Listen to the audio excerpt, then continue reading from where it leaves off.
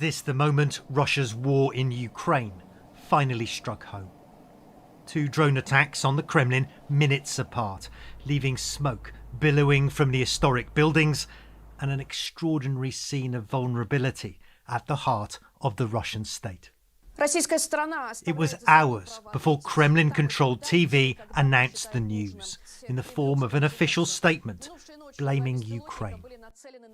Last night, the Kiev regime attempted a drone strike against the residence of the President of the Russian Federation, the statement reads. We view these actions as a planned terrorist attack and an assassination attempt, adding that Russia reserves the right to take countermeasures wherever and whenever it deems appropriate. Amid calls in Russia for an overwhelming military response, Ukraine's president visiting Finland is distancing his country from the incident.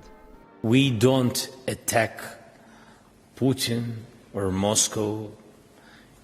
We fight on our territory. We are defending our villages and cities. We don't have, enough weapons for this. It's more likely a false flag operation or local resistance forces in Russia, say Ukrainian officials, that are responsible for this. And recent weeks, even days, have seen an upsurge in unexplained attacks inside Russian territory. Like this train derailment in the Bryansk region near the Ukrainian border, or this key oil storage facility in southern Russia near annexed Crimea set ablaze, also using a drone, causing significant disruption.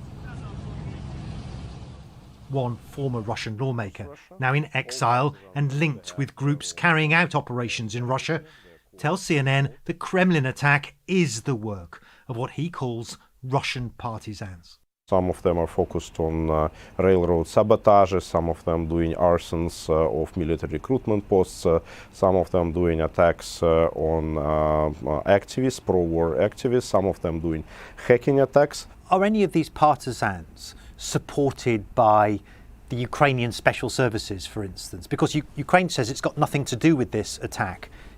Do you believe that claim?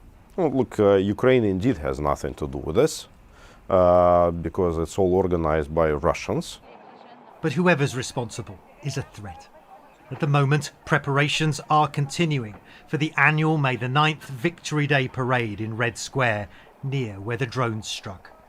But the weakness and the insecurity of the Kremlin has now been exposed for all to see. Matthew Chance, CNN London.